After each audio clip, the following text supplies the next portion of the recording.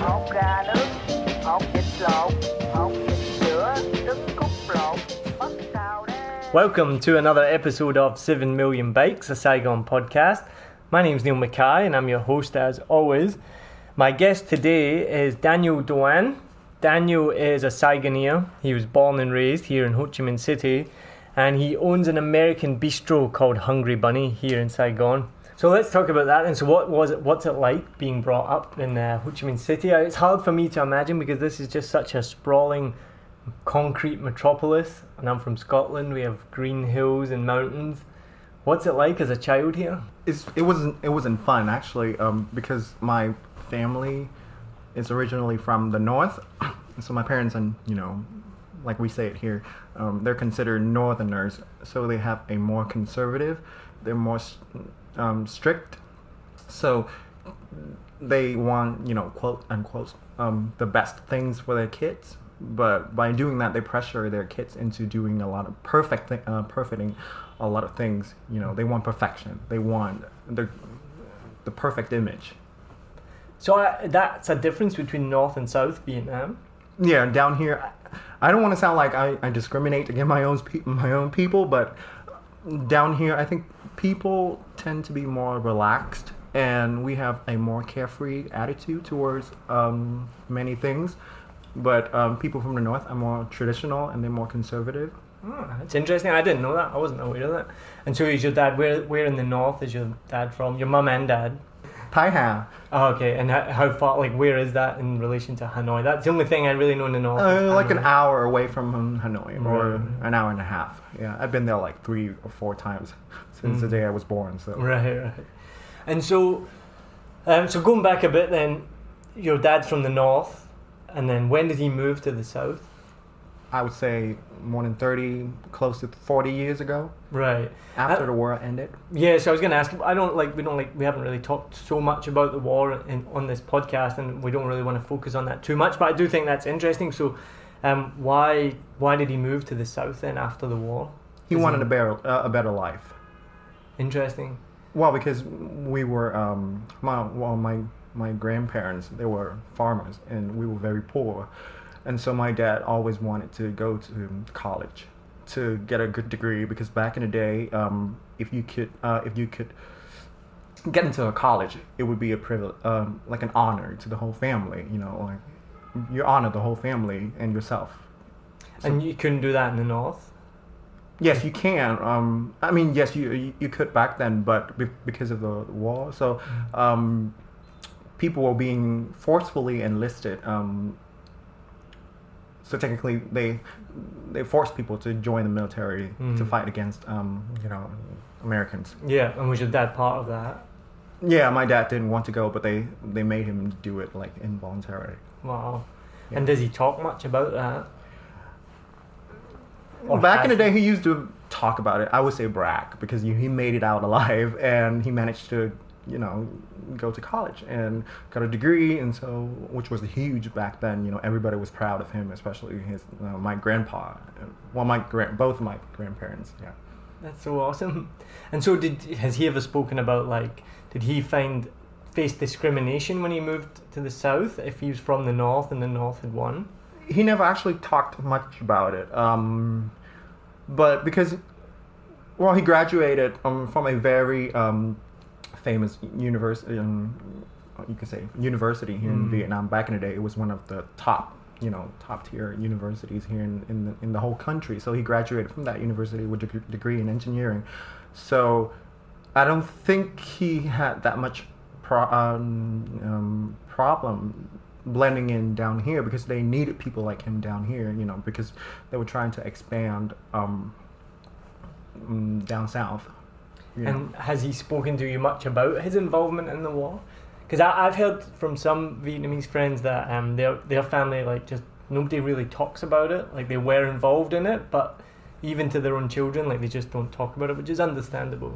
Yeah, he never actually directly or on purpose actually told me about all the details, all the fine details about the whole war and how he and his involvement with it. But I I've overheard him talking to his, like his comrades. I guess, yeah. They would come over to our house, and then they would go on and on and on and on about all those things. And then sometimes I would, overhear them talking, and I wouldn't understand a single thing. So that's the reason why I guess he never actually wanted to tell me, because he knew I could never relate to those things.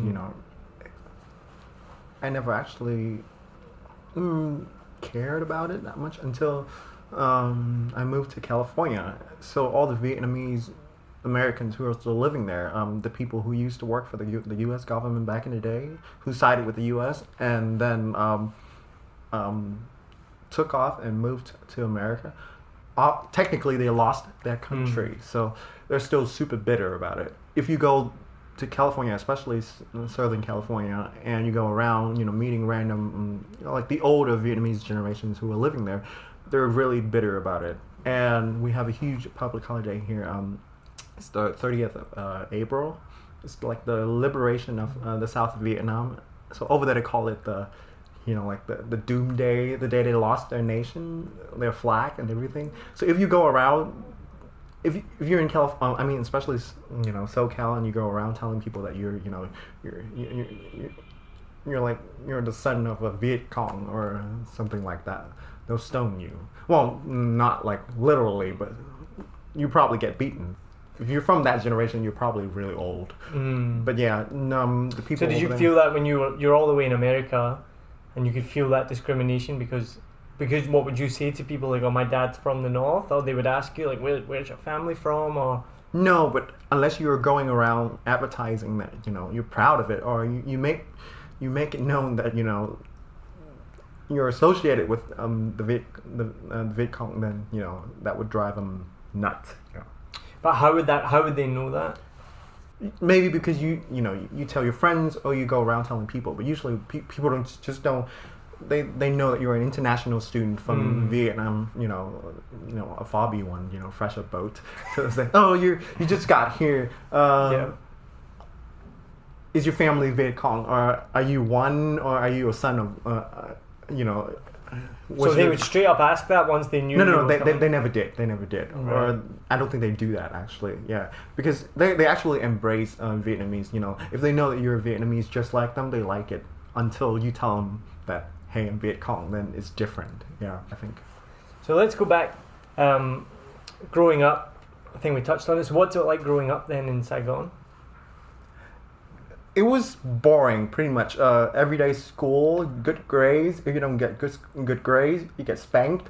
My dad said that. So here we grade from on a scale of 0 to 10. If you get a 10, you're excellent. You get a nice gift or something if you want to as a kid. But if you're down 1 point, you scored a 9. My dad will let it go. But if he told me to my face that if you would get an 8, that's 2 spanks. Lying down adds up. It was too long ago, so I can't really say that I remember being spanked for not getting a perfect score. I don't think. So it was more of a threat than it was more like a threat, to push me to study really hard. Yeah. And I had that. I had the same mentality for elementary school, middle school and high school. So it was a huge, it was always a race, a competition for me, trying to get the best grade, to get the best GPA, or you get yelled at, you get criticized, you get ridiculed. How do you deal with that? Extra tutoring sessions. But I mean, like as a person, like, because it's so foreign to me, like, so obviously British parents can be the same. Mine weren't. Mine were like, just let me do my own thing, and I worked hard at school anyway. But so I never really had that external pressure. How do you deal with that as a person? How do you deal with that mentally, that you're under so much pressure all the time to achieve? I guess it's a social norm. It's like an everyday thing. Even now, up to this day, a lot of kids are still going through the same thing that I went through 20 years ago, I think. Yeah. It's still the same pressure. Parents want perfection. Parents, I don't want to sound too nasty, but the majority of Vietnamese parents, especially and the people who are living in big cities, who have money, I don't think they do it on purpose, but they subconsciously consider see their kids as like how do you say it, accessories that they can go around showing off, like a trophy, because my kids do really extremely well in school, like beat all the other kids in the same class, get the best grade in the top 3 every month or every semester, and they have like how do you say it, like competitions for gifted students, like nationwide competitions, and I think it's just too much, putting kids through so much pressure and not giving them enough time to explore themselves, like what they're capable of, what their real passions are. I was completely like, my passion was and has always been music, and becoming a singer or something like that. I never wanted to be like the best student in my class. But I was forced to, And I see that, so like I've been an English teacher here, and so I can completely understand what you're saying, and I have thought that, it's just such a shame, because you feel like things like the arts here just don't get a look in, right? There's no, I've not heard of seen any kid being allowed to explore themselves as an artist or a sportsman or a musician, you know what I mean? Like, it's all about grades, and it's all about being the best, and the amount of extracurricular activities they have, and tutors and extra classes, and like, so why is that the mentality? Oh no, actually, you actually brought up like sportsmanship. Athletes here are the same thing. Actually, one thing that we have in common with Americans and maybe other Western countries is that when it comes to sports, we go crazy. So even when you're not doing so well, like you're the worst student in the whole class, but if you're an amazing athlete, they'll let you slide on every single freaking test. Wow, I wasn't aware of that. You automatically get a 10. If you have a competition coming up and you have to train really hard for it, you don't have to study for anything. Even when it comes to like graduation test exams and maybe entrance exams to like good schools, like if they need a really good soccer team or a basketball team or a swimming team, and they need good athletes, who have really like nasty bad grades, they'll let you slide. Like automatically accept it. Boom. This is like, again, it's so extreme, like it's the opposite. So then you have these gifted athletes, but they've got no education. And then what happens when they don't become a professional athlete? Then they're dumb as rocks because they've never studied, And then, but the opposite is you have these students who've all got 10 out of 10, but they've had no opportunity to explore that other side of themselves. I think it's the same problem with all Vietnamese. We want to save face. We want the perfect image. Just like all Vietnamese parents and all schools, especially public schools, even private schools now these days, they want the best of both worlds. Like they want good students with they want students with amazing academic records, and they want amazing athletes too. So both, like we have the best of both worlds, so parents can come to us. So you brought up saving face, and that's something I'd heard of before I'd moved here, been here now for 3 years, and I kind of understand it, and I understand how it manifests, but I still don't fully understand it. What's your best explanation of this concept of saving face? You're afraid to show people what you're not really good at, your flaws, your imperfections. You don't embrace it. But why? Why is that? Why is that saving face? Because in the West, you can admit to your faults and it's seen as being like okay, whereas here, it gets to the point. So the example that I often come across, I hear lots of people use this as an example of saving face. Right?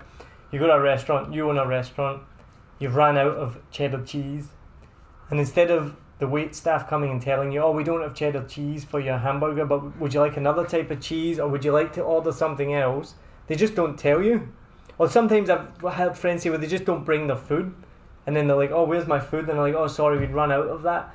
And the mentality is, saving face is not admitting that they don't have the cheese, or they don't have the item on the menu.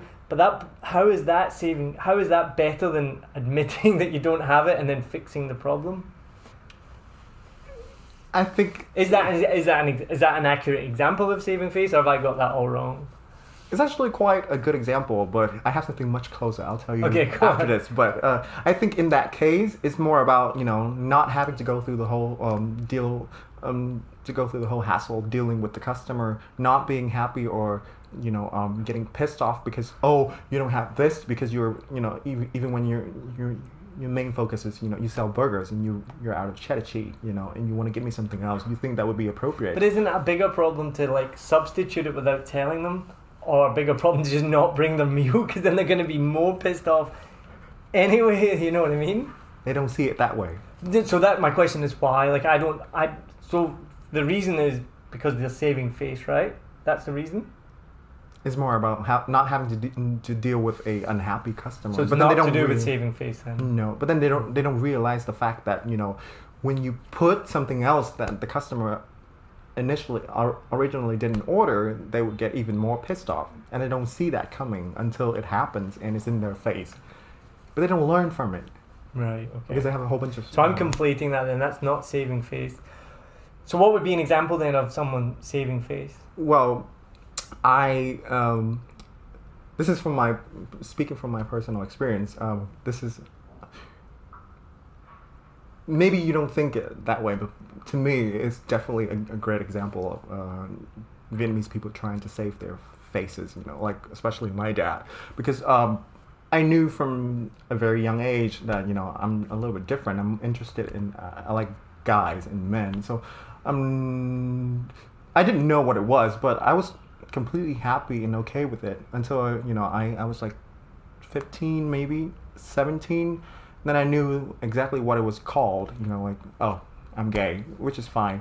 But my dad, after having heard it from me, he almost had like a heart attack. But then he took some time to deal with it, and I thought, and he thought that he was okay with it. But deep down, he still wanted to save face he was like, you have to to get married and have kids, even when you don't love the girl. So, you can have a fake wife.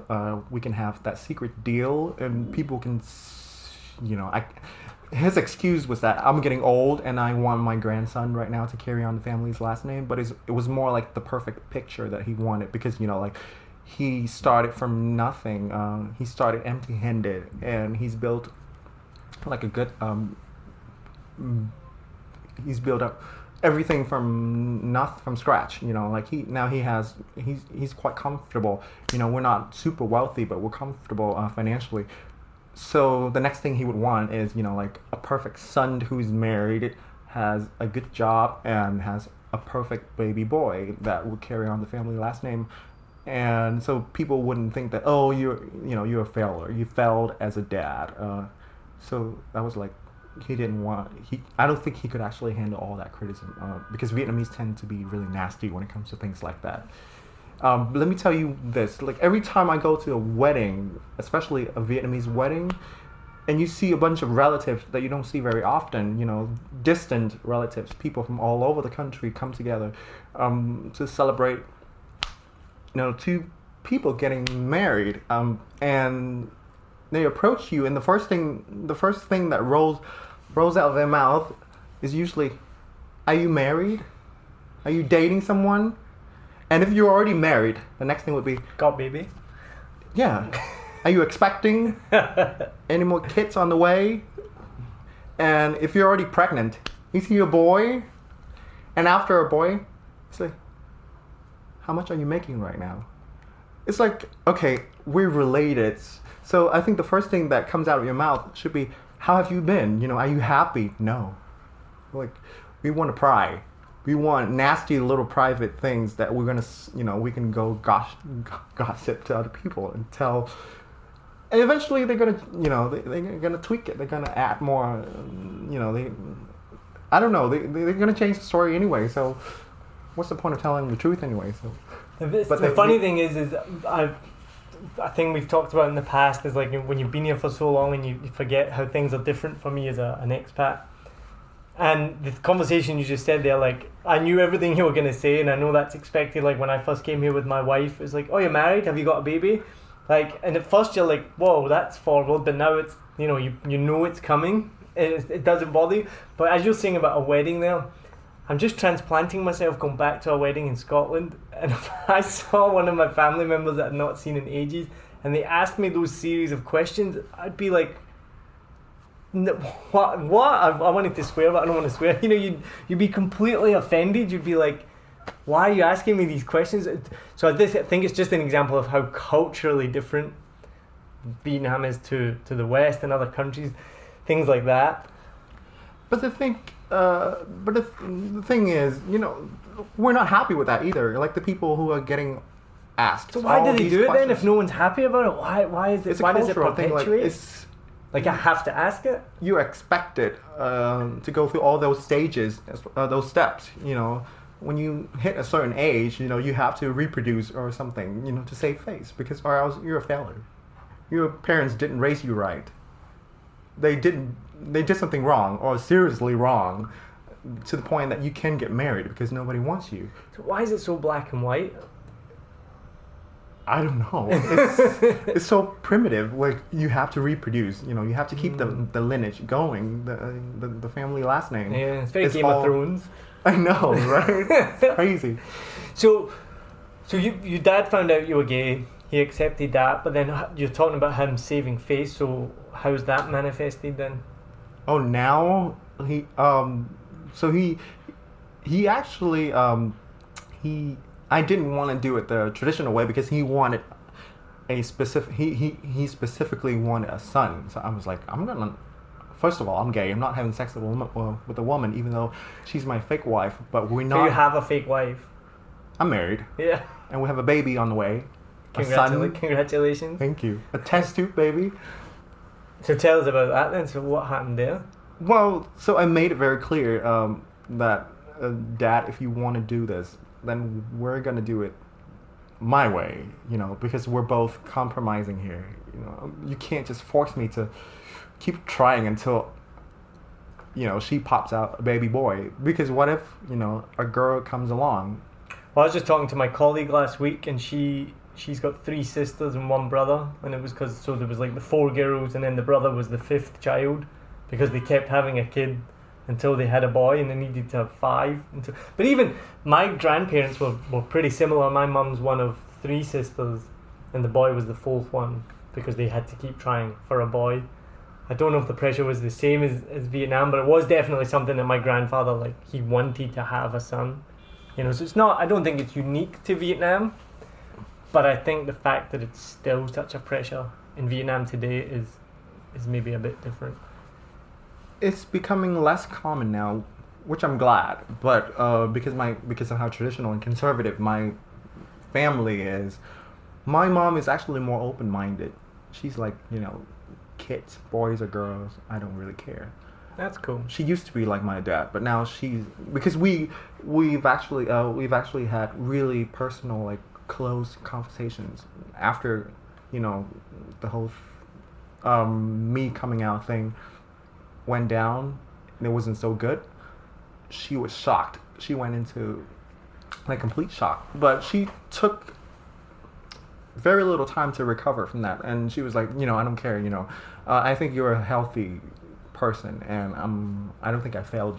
I don't think I failed you or anyone. That's beautiful. But she couldn't handle all the nasty, like, gossips, because, you know, people kept telling her, even like her relatives too, that she failed me as a mom. And it's terrible, isn't it? As if she had anything to do with that.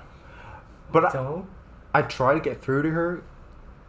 The first 2 years was very tough, but now she's getting, she's understanding, and she's getting it now that what other people say doesn't really matter, you know. That's cool. She has to find peace within herself, which she doesn't have, actually. She relies a lot on other people, on what they think about her. Because it's the culture, right? It's really embedded in your It is like it's it runs in your culture. blood. Yeah. Yeah, like it's just all important, right? So do you want to tell me what happened with that? Like, did you come out, or like they already knew, or like what happened with that? Well, I think my mom already had an idea, and my dad was pushing for me to get married, and so you know, I think that's one of the reasons why they forced me to move back to Vietnam, because I was in New York at that time and I wanted to stay, and I lied to them that I was applying to a graduate school in New York for a virologist program, because I wanted to be. At first, I wanted to be a surgeon, and I really wanted it. But then I was like, no, I don't want to spend my whole life in the hospital, being on a call all the time, which sucks, you know. So I want more freedom. I want to do I want a job that I can be creative. So I wanted to pursue a career in fashion, and so that's why I moved to New York, because I wanted to apply to Parsons. But I lied to my parents, and then they found out. How did they find out? I told them. Well, they didn't really find out then. You told them. Well, they tricked me into going back home for the summer. Right. I bought a round trip ticket, and they told me that come home. You know, you haven't been home for like 2 or 3 years. You know, we want to see you. And I said yes, yeah, I would fly back, because you know, yeah, you're right. I haven't been home for ages. So I went home, and we had that crazy serious conversation about my, you know, sexual orientation and my sexuality, and they broke down, and I was like, okay, might as well tell them that I want to go to a fashion school, because I don't know, maybe because I was pissed and I was really confused and freaked out, so I was just like, you know, the cat's out of the bag, so might as well. Just go all in. So I spilled the beans, and they were not happy. And what was the fallout from that then? They wouldn't let you go back to America. It was like a tug of war, actually. Yeah, I wanted to go back, and my dad knew how much I wanted to go back to New York. So at one point he did make me an offer. He was like, "You can go back. I'll give you the money to support you for the next 2 or 3 years, and then you're on your own. And I'll you know, we're cutting ties." It was like, this family doesn't want anything to do with you, you know. If you decide to go back to New York, you know, I'll fulfill my responsibility as a father, and I'll support you financially for the next 2 or 3 years, and after that you're cut off. No ties whatsoever. Wow. Back to this family. And at one point I was like, yeah, definitely. Yeah. Freedom, hello. Yeah. So, but then I was like, no, I mean, this is still my family, you know. I was born and raised here. This is home, you know. Yeah. I definitely do want a home to come back to go back to. So I didn't take him up on that offer. And I'm glad I didn't, because now I'm actually happy being back here. I'm not that crazy reckless 26-year-old that I was. Yeah. 4 years ago. So let's just jump back a little bit then. So you obviously got good enough grades from all the pressure and the fear of spanking to get into college. So you went to college in America, right? So where did you go? What did you study there? Tell us about that. Because, so as obviously anyone who's listening can hear, your English is excellent. Thank you. And your pronunciation is, you know, really, really good. So I sometimes, I know Daniel, and sometimes we have a conversation and you forget a word, or even a couple of times today you forget a phrase, and then I forget that you're speaking in your second language, because your pronunciation in your English is so good. So sometimes when you're like, what's the word again? And I'm like, what? And I'm like, oh yeah, he speaks English is his second language. But what was your English like before you left then, and was it already good? And at what point did you get this American accent? I think before I moved to California, I wouldn't say it was great, but I was comfortable with my, you know, English. Where were you learning, at school or private lessons? Or? So many places, private tutors, language centers, public schools, you know, language centers, and so you were already quite competent before you went to America. Yeah, and I actually learned. I learned it myself just watching movies.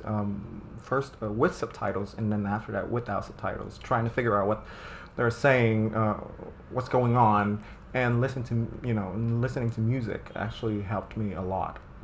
I love music in English. Right. And so, what did you study then in America, and where did you go? You went to Southern California? No, I was actually I landed in the Bay Area, which is up north, Right. 30 minutes away from San Francisco. So I was really close to Silicon Valley, San Jose, that whole Apple, eBay, Amazon area. All right. What was the name of the university you went to? I went to a public school, state school. It's called California State University. All right. Cool. And so, what was that experience like as a foreigner?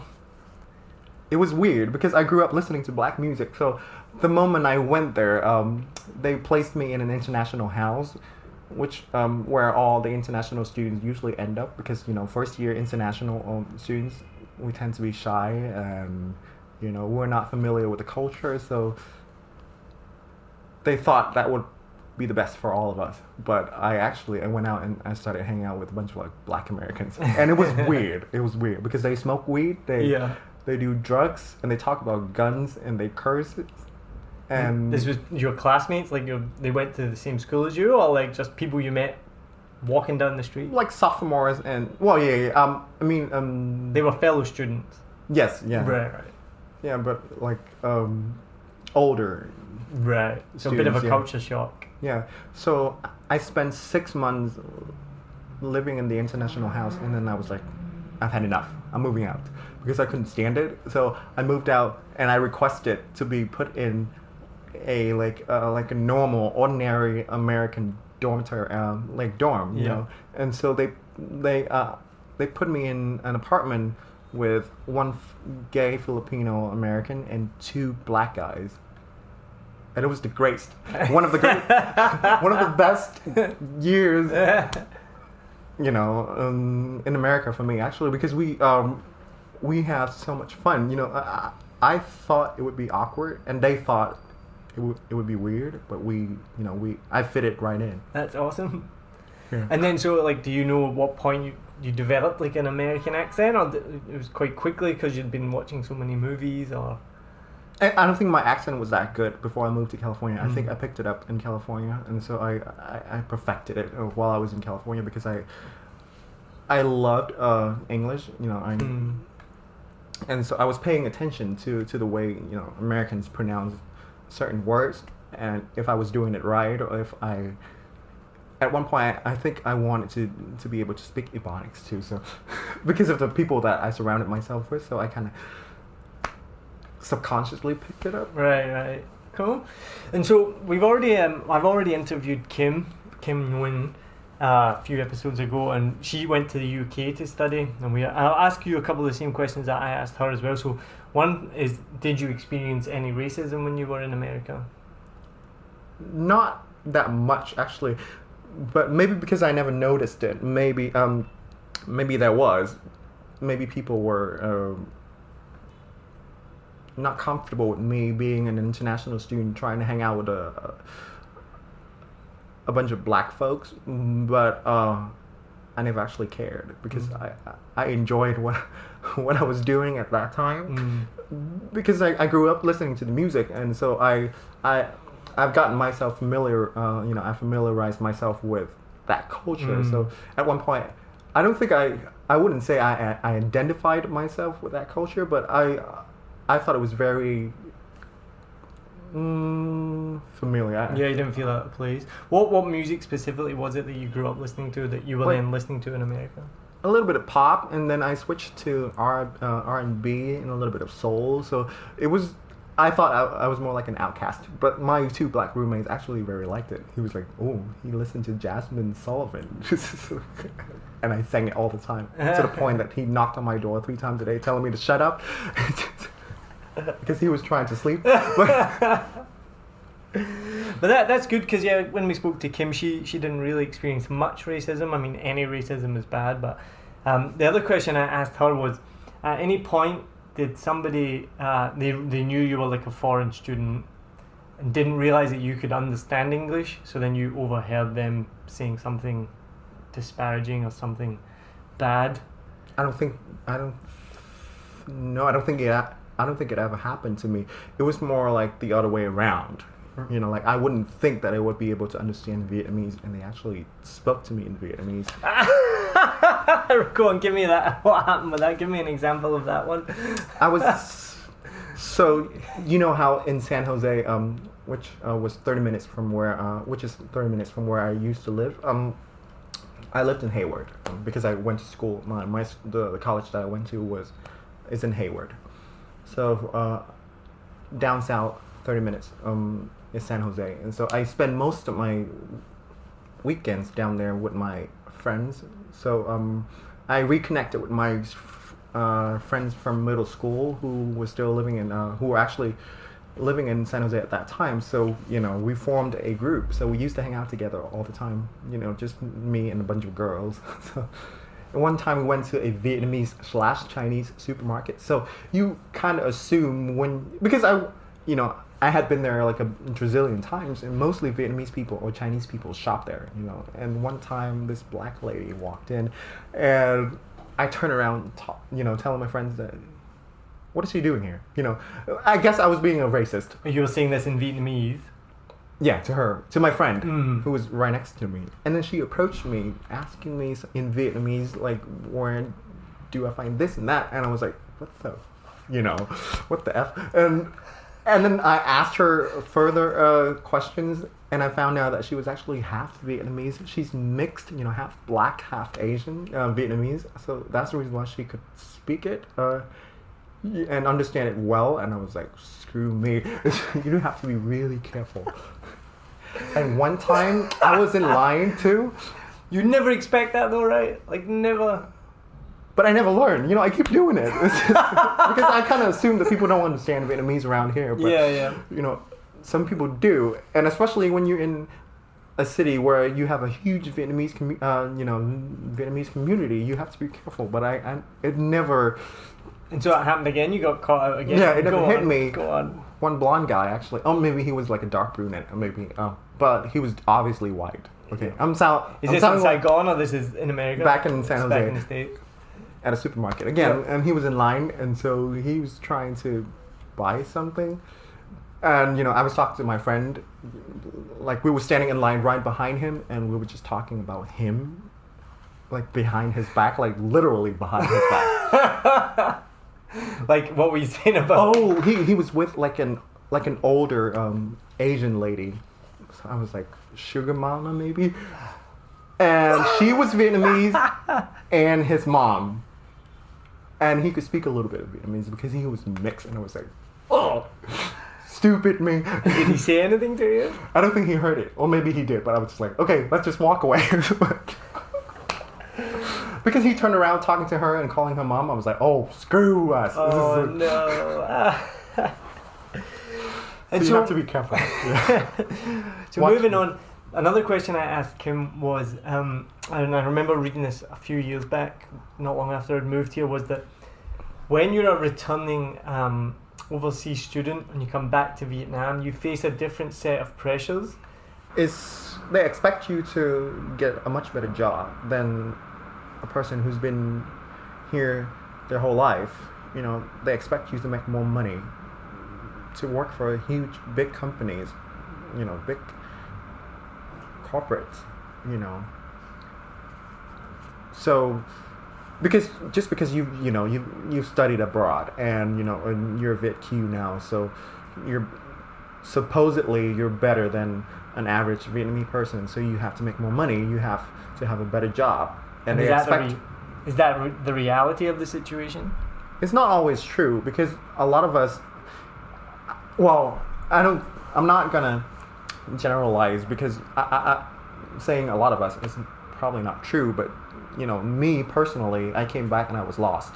So I don't know if it happens to a bunch of like international students, Vietnamese students who have studied abroad and come back. Interesting, yeah, because you've had this experience 6 years, nearly 7 years in America. Yes. And I lived in America for 4 years, and that becomes like your home, right? And so that's interesting. So how did you feel lost then when you came back to Vietnam?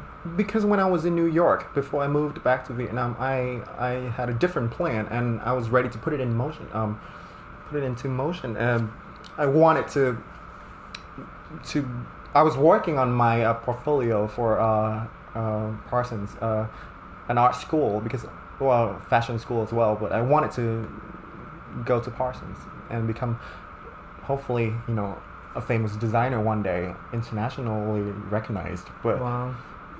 And then so it was at that point then that your dad was like, you have to come back home. So let's go back home because we haven't seen you in ages. So right. Go back home. We miss you, and so we're gonna have a little family reunion for the 3 summer months long. And I said yes. Yeah. And I did. And then so after that, how long were you in the States before then you came back to Vietnam for good? What do you mean? Or did you never go back to America after that? Oh, we had that heated conversation, and nope. Oh, that was it? Yeah. What about all your stuff in America? Well, I had to ask my roommate to pack it all up. I ended up with 11 boxes, like the super size that you get from Home Depot.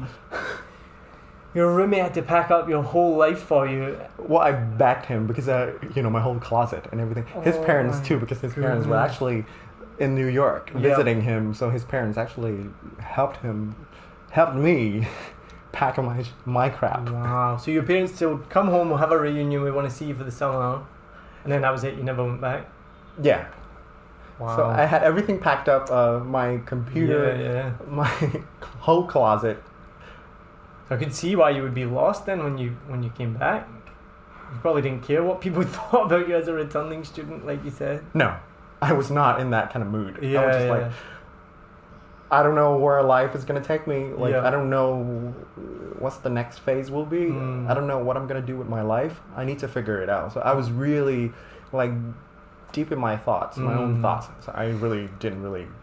And this is where, like, we talked about years earlier, the strict, you have to get good grades, you have to do this, you have to do engineering. And then now you're like a young adult, you want to do fashion, you want to sing, and all of a sudden you weren't allowed to do any of that, right? Yeah. Nope. Yeah, that's a lot to cope with. But I made peace with myself since then, actually. I've tried different things, and now I'm happy. So that's awesome. That's good to hear. Yeah, I love food too. So, yeah. Well, we'll get to that in a minute. We're going to talk about food in a little minute. I just want to ask you, because I think perceptions of Vietnam are not the reality when you live here. And I have actually seen this come up on Reddit, and I've seen it come up on Facebook as well. People asking before they come here, like, I'm gay, what's it like in Vietnam? Like, what am I going to be accepted? Because people don't know. Of course they don't until they get here. So what is it like as a gay man in Saigon or in Vietnam? 'Cause I think there's also a difference, right, between Saigon and Vietnam. Saigon is a big multicultural city. You go out to the Vietnamese countryside or anywhere outside of Saigon, it's almost a different country, right? Or am I wrong? I don't know. Yes, culturally, the basics are still technically the same, but people tend to be more westernized here, living in Saigon, and the farther you are from the big city, the more rural the area is different. I mean, I can't really say much because I haven't really experienced it that much. So. They don't have like pride parades down in like countryside or anything like that. Being a gay man in the countryside is actually a few months ago I was dating a Vietnamese guy. He said, I did ask him the same question. So he was from the countryside. Yeah, he was born and raised from in a really small town in Bình Phước. You know where that is? So it's like Ho Chi Minh City and then Bình Dương, right? Bình Phước. Oh, okay. Right next to it. So not that far away from the city. Maybe like a 2-hour, 3-hour drive. Right. Yeah. Or maybe you can take one of those shuttles. Yeah. Phuong Trang. Yeah. So it's not that far away, but people. He said that they get married all the time over there. Like even in a small town, like gay guys these days. I guess people are more tolerating. I wouldn't say accepting, like celebrate, the diversity, but they're more tolerating, and they don't they gossip about it. Oh, that one's gay and he's finally getting married. Oh, the other one's gay too. So they gossip, but they don't talk shit about, or they don't hate on you. They like your gossip, and then they'll let it go. Eventually, boom, gone. People will go back to their own business. So if someone was thinking about coming to Saigon, LGBTQ, what would you say to them if they had any reservations or any questions about coming here? I think it's actually, especially Saigon, Ho Chi Minh City as they call it now, is more accepting towards the LGBTQ community. But I guess because it at the end of the day, it boils down to the more carefree attitude that most Vietnamese have. We don't care. It's not like we don't even. Well, obviously the LGBT people here do celebrate pride and stuff like that. But the regular people who don't have anything to do with it, they don't care. It's not their business. They mind their own business usually. But in Thailand, maybe people tend to celebrate it more, or maybe they don't care either. So that's always been my kind of thoughts when I've seen those questions come up. I was like, I don't know. But it seems like people just don't care. Like, there doesn't seem to be much discrimination. Maybe is there discrimination, or like, are you denied jobs? Are you denied housing? Like, are you denied opportunities because of your sexual orientation, or literally like people just don't care? People just don't care. Yeah. As long as you can get the job done, you're good. Yeah. That's the feeling that I get. Yeah. No matter how flamboyant or how crazy you are, you're fine. Yeah. And would you not say that would probably be a massive misconception for most people thinking of Vietnam from the outside? Probably see it as a very conservative country and think like... Oh, actually, if you go up north, it's actually a huge thing, actually. Yeah, so a lot of gay men from Hanoi, like big cities like Hanoi up north, they want to move down here because up there people will talk you down. They'll talk. Right. And many gay men in the north who don't want to move or who want to stay end up getting married to a woman. Yeah, and having kids, hiding their true sexuality and living like a double life. So to sum it up, if you're part of the LGBT community and you want to fit in, you want to feel like you're not being discriminated against, I think Saigon would be the best choice, or maybe Da Nang actually, but not up north. Yeah, because you don't want to be sneaking around. You want to be accepted. You want it to be okay for you to just do your things and be who you are. I think Saigon is very accepting of that. Yeah, I really do get the sense that people just don't care, which is quite refreshing, right? Yeah, we do have a few gay clubs, or we used to have quite a few gay clubs back in the day, but they went out of business because people stopped going to those places. Not because they were being discriminated against. It's just maybe the drinks sucked or the music wasn't good enough. Gay clubs around the world, gay bars around the world are all shutting down. But I think it's because it's just much more accepting now that you don't need a separate bar for gay people. You know what I mean? Like, bar, you can be gay and go to any bar, whereas even 10, 15, 20 years ago, you couldn't walk into a bar with a boyfriend or a girlfriend, you know what I mean? Like, they'd be like, you've got your own bar to go to.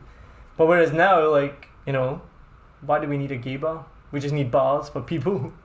It goes beyond that, actually. It's more complex than that. Right. It's more like going to the market and pick out your meat. Fair enough. Well, because now you have Grindr. Well, that's what I was going to say. To counter that, what I did read is the reason that gay bars are closing down is because of Grindr. Because they're not necessary to go and pick up meat, as you said. But some people prefer it the traditional, the old traditional way. Yeah. Like going to a gay bar, because you can see the whole package. You can check out the goods, which to me is not something that I would do. Like, if I'm going to a gay club with my straight or gay friends, I don't care. For me, it's to have a good time. Good drinks, nice music, and we can have a conversation, or we can talk about whatever, but technically, you're surrounded by your own people, the people from the same community, and you feel like you'll fit in there. But usually gay people, when we get together, we tend to judge, so it gets a little bit catty. So it's that's when you put on your don't give. DGAF. Yeah, you don't give a crap face, you know, and just pay attention to your friends, you know, and just hang out with your friends. You know, look around and see if people are judging you or people are saying nasty things about you. It doesn't really matter anymore. Yeah. It's all about having a good time, you know. So we'll move on to the final part of the podcast where I ask the same questions every episode. But I've got a specific question then for you because of what we've just been talking about. Tell us, where are the best gay bars in Saigon then? Back in the day, the only one that we used to have was Republic. They shut down, but obviously they found themselves in new locations, so they're at Bui Viet right now. Of course. And there's a new one that just opened up 3 months ago, and I've been there once because one of my friends, Gavin, he's from the UK as well. He hosts a lot of events there, like different events on different days of the week. So, and what's it called? The bar is called the Tipsy Unicorn. You can see how gay the name is. Yes, yeah, it's cute though. And I can see why gay guys go there because you can see a lot of eye candy just walking around. So people, I was there one night with my friends, two Vietnamese from Melbourne, from Australia. They come back and visit like once a year to see their relatives, and so we went there to hang out. And people were eyeing each other, and I was like, let's get out of here. So the questions now that I ask every week or every episode. First question: what are your top 3 Vietnamese foods? Me personally, I love cơm tấm. I grew up eating it. I spent my whole middle school and high school years eating it for 7 years straight every morning. And for anyone that doesn't know, what's cơm tấm? It's like white rice, but when you how do I put this? When you scrub the grains to get the skin off the rice grains, some of the grains actually get broken into little small pieces. And Vietnamese, we don't like that. We like whole grain, you know, steamed rice. So the broken little pieces, you know, but we don't want to waste them either. So we collect them and we call that broken rice. And we steam them just like regular white rice, but it has a different texture. So we like sticky, moist, you know, cooked rice. But the broken rice, because the grains are broken into little pieces, so they tend to separate. So a lot of Vietnamese don't like that. I love it personally. Yeah. And so number 2 and 3. Oh, crap. 2 and 3. I would say pho, but it's too typical. I don't even like that. I don't even like it that much. I mean, I don't hate it. I don't go crazy for it. So what would be number 1's cơm tấm, 2nd and 3rd favorite Vietnamese foods? That's a tough question, actually. I'm more into Japanese food these days, but cơm tấm is still at the top of my list. Yes, but if I have to pick a 2nd and 3rd, I would say I never thought a Vietnamese person would struggle with this question so much. You lived in America for far too long. For me, it's everyday cơm tấm. I can eat it for breakfast, lunch, and dinner, and supper, and everything. I'll accept that, and that's 3 meals. To anyone who's listened before knows that I'm a big craft beer fan. What's your favourite bar and your favourite beer? Recent discovery, Layla. I love that place. I've been to quite a few bars in the city, you know, straight and gay, and I love Layla because I don't like the way it is now, but when they first started out, they didn't really have as many. It doesn't sound like a nice thing to say, but when they first started out, when they first opened, they didn't have as many customers, so the ambience was great. You know, you can actually go there and have the drinks are very well made, like taste amazing. So you can go there with your friends, you can have a nice conversation over some good music in the background. But these days, because it's, you know, because of how popular it is, people love that place. So people, you know, they all go to Layla. And Yeah, I hadn't thought about that. Yeah, Layla was for a spell was one of our favourite cocktail bars to go to, and we'd go there kind of semi-often. But you're right, yeah, it was always quite cool, and it was like a good ambience. But yeah, the last couple of times I've been, it's been like packed and crowded. Yeah. You can barely have a conversation there because the music is loud and people talk even louder. Yeah. The drinks are still great, and they have happy hours. And the prices are good. That's so. when we'd normally go. I'm Scottish, so I want to go for the happy hour. Me too. Yes. So what would be your favourite daytime place to hang out or to go for a drink? Across the street from my restaurant, Cheese Coffee. they do have good drinks. They have milk tea because they make their tea really strong. Fook Long used to be one of my favorite places. Yeah. Or Moriko for Japanese desserts. Ooh. And so what one thing would you change about Saigon? Traffic. Horrible. Hectic. I like it.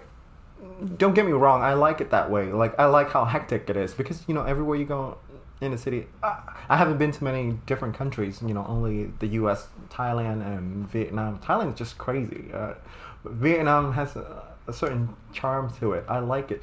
But, nowadays people, back in the day, not a lot of people could afford a car, but these days everyone wants a car and they can afford it, and so they're all they SUVs park as well. See, that's the thing. You go out on the street and you see a bunch of SUVs driving around with one person in there. Yeah. And it's like a giant box in the middle of a street that takes up too much space, and everyone else and it drives every other bikers on the sidewalks, on the pavements, And then the sidewalks get all beaten up, and the sidewalks are a mess. And we get shit for we get a lot of crap for driving on the sidewalk, but we're in a rush, and these giant SUVs are blocking our ways. So, well, it's not that civilized, but I'm not even proud of it because I do it too. Yeah, I know. But I need It's to terrible. get stuff done because I'm in a rush or things Well, like it's that. frustrating when you're on a road where if there was just bikes, there would be plenty of room. But even in 3 years that I've been here, it's completely changed. Like 3 years ago, there were some cars on the road. Everywhere. Now they're everywhere, and then it's not even that they're just cars; they're all SUVs. They've all got one person in them, and you look at the road ahead of you, and you're like, "This is 3 lanes of cars." And then the bikes are all And taxis and Grabs, yeah. Yeah. So it's in America they have a problem. They have carpool lanes. You need to have more than 2 people to go into like a high speed lanes, and that's great. But we can't do that here in Vietnam because our streets are so narrow and small. But that's the thing too. They let people park their cars like all over the street, and that takes up space. Yeah. And so Something needs again. to be done about that. So what do you think? What's the most misunderstood thing about Saigon? That we're not that. I think a lot of people assume that we're like a decade behind, or maybe we're not as friendly towards, like the U.S. would say, aliens or outsiders, foreigners. But we can be quite friendly, and we can be quite open-minded. I don't think we're really that backwards. I think we're making a lot of progress. So we're moving forward. Really It's catching up quickly. I think when I first came here, people said that Vietnam or Saigon was like 25 years behind like Seoul in Korea. But for every year it catches up like 2 or 3 years. So it is behind in terms of infrastructure, development, traffic management, everything like that. But it's catching up at a rapid speed. But yeah, it could be a problem too, because I don't know if we could ever be like South Korea now. Maybe in another 50 years, I don't see it coming. You think 50 years? I'm not sure. Maybe one day something huge will happen and it'll change everything, hopefully. But, well, I think I'll be around to see it happen. So hopefully. And what's your favourite place to get out of town? Because the reason I ask this is, and I've mentioned it every episode, it's big here, it's busy, it's noisy, and sometimes you just got to get out of Saigon, take a breather. Where's your go-to place to just get out of town? I actually don't. I've always been a city boy my whole life, so I like it. I like. So you don't need to get out of town. See, that's the reason why I fit it right in when I moved to New York. Yeah. Or I spent some time in Bangkok and I loved it. And here I'm quite comfortable here. I feel at home. So. So last question, what advice would you give to somebody who's thinking of living in Saigon? Well, make the most of it, because I think it's going to be a great experience. It's going to be fun, and you make a lot of friends, and it'll open your eyes. Really, it's going to be an eye-opening experience. It's going to be so much different than the West. Yeah, for sure. So thank you very much, Daniel. This has been super interesting. Really, we've covered a lot, but it's been really interesting. So thank you. I really enjoyed this, and I hope our listeners enjoy it as well. As I mentioned right at the beginning, you own Hungry Bunny. So tell us about Hungry Bunny. What's happening there? We're specialized in burgers and sandwiches and salads and American diner food, but I do want to take it up a little bit, like a notch. I want to make it more gourmet with quality ingredients. So when we first started out, there weren't that many restaurants around that were focused on burgers. You had there was Chuck's, there was Soul Burger, but I think those were, or Matt House too, but those were the three main competitors. So that's why I wanted to do burgers. But now you can see you can see that you can find a burger store basically everywhere in every district in the city, which is a great thing, because I'm happy, because it's becoming more popular. But then I also have more competition. Well, we'll see. What makes your burgers the best, do you think? I like our beef. We used to use frozen Australian beef, but now we use chilled beef, which makes the texture and the taste more flavorful. And I'm very confident in our beef patties, because we make them in-house, and I've tasted them myself. But and American food, right? I hope so. Right. So Daniel said that for anyone who's listening to this podcast, if they come in to Hungry Bunny and tell them that they listen to the podcast, he's going to give you 30% off your bill. Is that right? Yes, absolutely. Please do come by. Daniel, check us out. Daniel didn't know that, but would you do that? Would you do that offer? Oh yes, I'd love to. There you go. I just put him on the spot, but he says that's okay. So go and tell Daniel that you listen to him on 7 Million Bikes, and he'll give I'd love to meet new people and give them discounts. Yes. Awesome. To try my food. Let them know what you think. Well, thank you very much for listening to another episode of 7 Million Bikes, a Saigon podcast. Thank you to Daniel for being my guest today. I really appreciate it. So thanks again. I hope you enjoyed that episode, and I hope you can tune in for more. Thanks for listening again to this episode of 7 Million Bikes, a Saigon podcast. Hope you enjoyed that conversation with Daniel. I found it fascinating. Most of all, really interesting to hear how accepting the LGBTQ community is here in Saigon especially. So if anyone's wondering about that or thinking about coming here, it's a pretty safe space. As always, thank you very much to Lewis Wright for composing our theme music. As always, it gets the most feedback, which I'm so thrilled to hear. I pass all feedback about the music onto him straight away, so I know he loves to hear that, so keep giving me it. And also a massive thank you to Len Nguyen for helping design the cover art, which you can see all over our website, Facebook, everywhere that we are now. We're on Instagram and YouTube as well. Check us out there. And if you want to leave a review, that'd be massively helpful. It's also nice. I'd love to hear from you. Leave me a review on iTunes or Apple Podcasts, as it's now known. Or you can also go to Facebook. Send me a message. Let me know what you think of the podcast. It's always great to hear from people. Started getting a couple of emails and messages through. We've had some suggestions for guests. So if there's anyone in Saigon that you'd like to hear from, then just let me know as well. We'll definitely look into that. That would be awesome. And remember, you can listen to 7 Million Bikes almost anywhere these days. You can get it on Spotify, Apple Podcasts, Stitcher, iHeartRadio, TuneIn Radio, and now Google Podcasts as well. And obviously the website, www.7millionbikes.com. So thanks for listening. Hope you can keep tuning in and enjoy further episodes. Thanks very much. Hột gà nướng, hột vịt lộn, hột vịt sữa, trứng cút lộn, mắm xào đây. Mắm xào đây.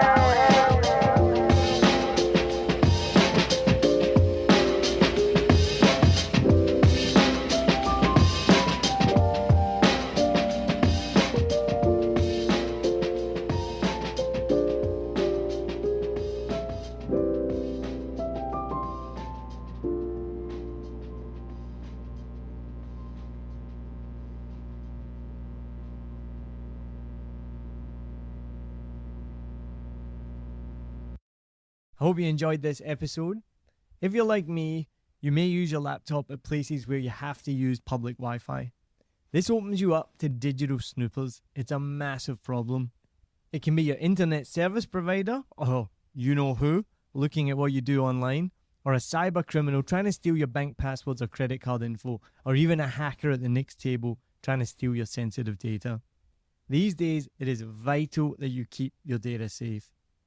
NordVPN keeps all of these snoopers away. It makes your internet activity private, protects you from accessing dangerous websites that are phishing for your data, and lets you enjoy your favorite content securely, even while away from home. And it's easy to use, even I could use it. I've actually been using NordVPN for years now here in Vietnam, and I'm excited to be an affiliate partner with them. I've used NordVPN to watch Netflix, BBC, Disney Plus with ease, and I also know that my information and data are safe from prying eyes, whoever they may be. Join now and you'll get 68% off and 3 months free when you go to my link, nordvpn.com/SMB. Just again, for those hard of hearing, nordvpn.com/SMB. The link is also in the show notes. I know nobody checks them out, but go check that out and you can get the link from wherever you are listening to this podcast. As an affiliate partner, it also means that I will get a small commission when you sign up, but at no extra cost to you. So not only will you be getting a great deal through 7 Million Bikes, you get a great VPN and you'll be supporting 7 Million Bikes podcast. Stay safe online and enjoy the shows you love. Any questions, just let me know. You know how to get in touch with me. And thanks for listening to this show. Cheers.